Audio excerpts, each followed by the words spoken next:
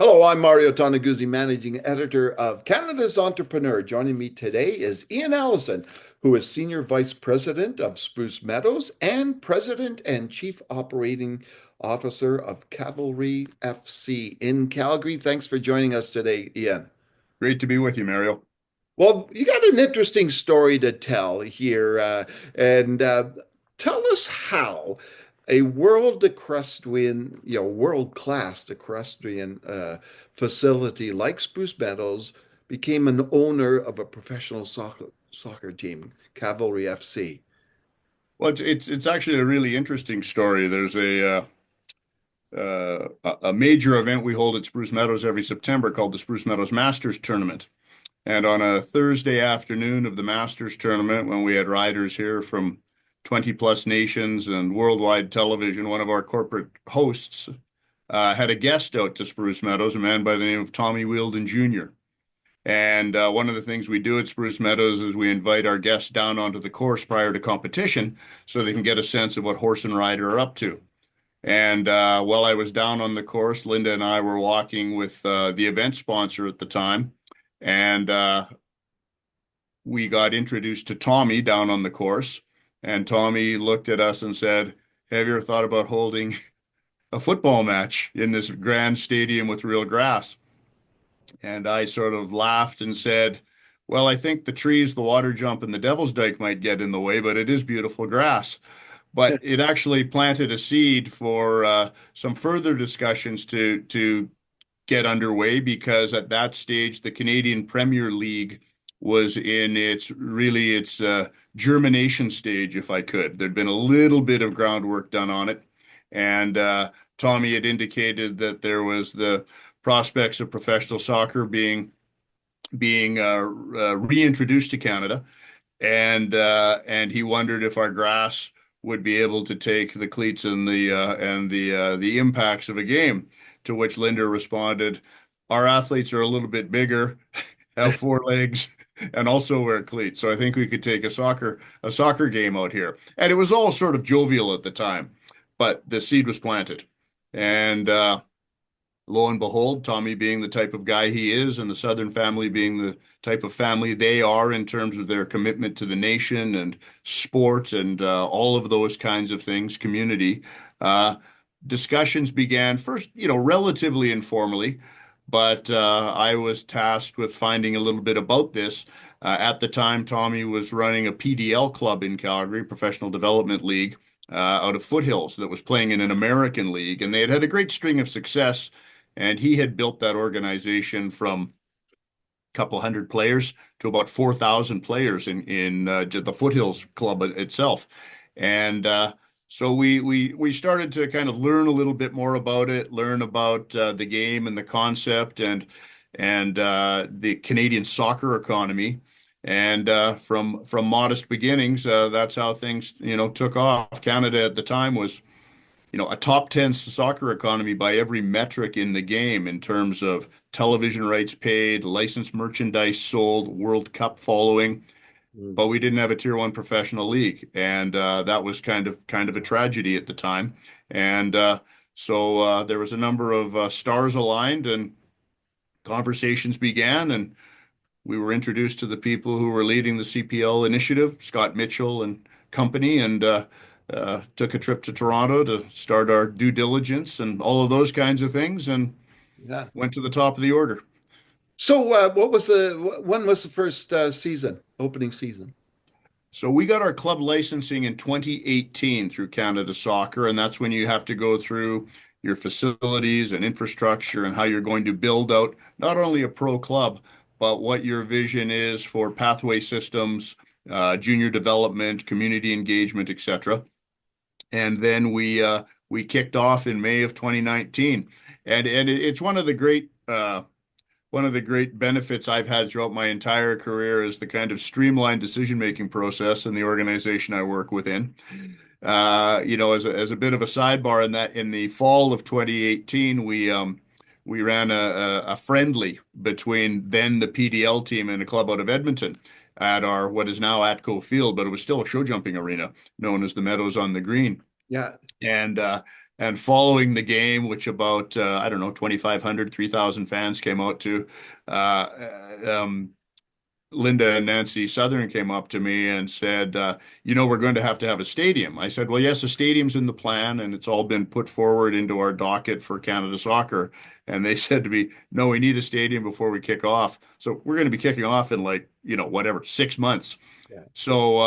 So interestingly enough, by the time we had the first frost in the ground in October of 2018 to when we kicked off in 2019, we'd created a stadium that was covered and seated and all that type of thing, and didn't have to go through a lot of the exercises that many are Yeah. struggle with when they're trying to get facilities built. Tell me about that stadium. What's the capacity? Well, the main design, the East Grandstand, as you would know it out here, seats 4,000, little over 4,000. Then the north end has capacity for another 1,500 or so. Sorry, the south end. And then by design, though, it's got some scalability to it. So as it currently sits right now, our capacity for CPL games is about 6,500. If you're at the championship last year, you would have seen us basically at capacity. But we do have the ability to fill in the corners with design and also further expansion at the north end. So we're scalable up to about 12,000 at that facility. Mhm. And then, should we ever be fortunate enough to outgrow that demand in the market, we're also fortunate enough here at Spruce Meadows to have a rather large campus and some other areas that we can look at that already have infrastructure services and some of the things that, some organizations struggle with in working at multi-levels of different levels of government and land ownership and all that kind of thing. So tell me, Ian, the reception that the team has had from the public since its inception now, we live in a hockey mad Mhm. environment, right? Mhm. As most Canadian cities, Yeah. major Canadian cities are. But what's been the response to soccer here? I say soccer, but I, foot. I, I think I'd frame that up. I'll go either way, football or soccer. Works fine with me, Mario. I think I would say, from coast to coast in the CPL, uh, I believe that Cavalry FC may be tied equal first with Halifax, who has no other professional sports team on their landscape, have the highest brand recognition in their markets. We're in our seventh season now, and there's very few people in this city that haven't heard of Cavalry FC. Whether or not they attend the games, uh, they know the club exists. We've had great success. We've had great media uptake. We've taken a bit of the Spruce Meadows approach of accessibility to media, making media's job easier for them by providing B-roll and introduction to players and things that, in that changing landscape, and those reduction of resources makes that job easier. We've been very fortunate to have success on the field, which helps. And I think the reception, it's curious. Twice as many kids in this city play soccer as play hockey. Yeah, And the same applies across to Canada. yeah. And the same also applies to this changing demographic. What I would say has been interesting in that is, when Spruce Meadows first started, the population was a little bit under 400,000. Hmm. And now the population of the city is about 1.4 million, Yeah. and about that number, 400,000, live within 5 kilometers of Spruce Meadows. So we Wow. have an interesting fan base potentially in and around here. But I won't say we struggle with, but not dissimilar to when the NHL first came to this city more than 4 decades ago. Everybody here had an original six team. Yeah, that's true. So while we had the Flames, you might have been a Leafs fan or a Canadians, Rangers, and we find the same here with the makeup. So the kids are all on board with Cavalry, but parents, if they're new Canadians or are historic football fans, might have an EPL team or a Bundesliga team or La Liga. So it's kind of educating them in that this is a pretty high level of this is a tier one professional league. Uh, but I think it's been a really good exercise in us not assuming. Because it's like, when Jack Kent Cooke went into Los Angeles when he thought all the Canadians who lived down there would be hockey fans and found out they weren't. We can't assume Yeah. that. and Yeah. we have to be out in the community. We have to have performance on the field, and we also have to educate people about the ease of getting to the games. Now, in our first couple of seasons, we were dealing with the last phases of the Southwest Calgary Ring Road. But now, to get to Atco Field on game day, virtually from anywhere in the city, is 20 minutes. Yeah. And, without throwing shade, I've taken that long to get out of a hockey game before versus just I get to hear you. I it. So completely hear we've you. got those things going to us, and that's the next phase of our education. Okay. Last question I have for you is the synergies involved with Mhm. Spruce Meadows and Mhm. where the cavalry play. Yeah. How has that worked? Like, obviously, for those who haven't gone out to Spruce Meadows, a beautiful landscaped environment. Has that helped draw people out there for soccer? Well, there has been that, and that's one of those elements that I alluded to with almost anyone who comes to Spruce Meadows or a Cavalry game for the first time. The first words out of their mouth is, "I had no idea," Yeah. and they usually arrive early because it's faster to get to than they anticipated.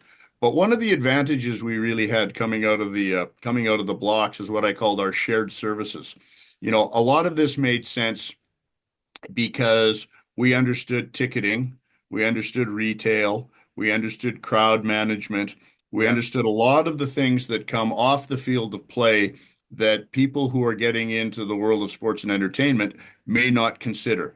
So obviously within our sports science group at Spruce Meadows is more equine oriented, but we've got within the club culture, and as you're building out your sports science, your sports medicine, your travel group, all of those kinds of things. You have to tailor those for the club, but internally, media services, communications, payroll, HR, all of those things are a kind of a shared services between the two of us. So we got to be able to deliver a bit of our Spruce Meadows culture to this new culture that we had to create along with a new league.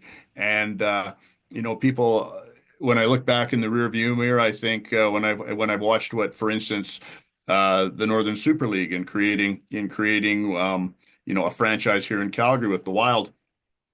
We literally created a league and 8 franchises in a year in the CPL. And if we hadn't, we probably wouldn't have got going because the pandemic hit. And I can tell you that was not on my risk matrix.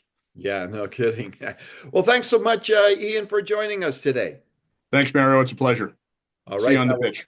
All right. That was Ian Allison, who is Senior Vice President at Spruce Meadows and President and Chief Operating Officer of Cavalry FC. Thanks for joining us today. I'm Mario Toneguzzi with Canada's Entrepreneur.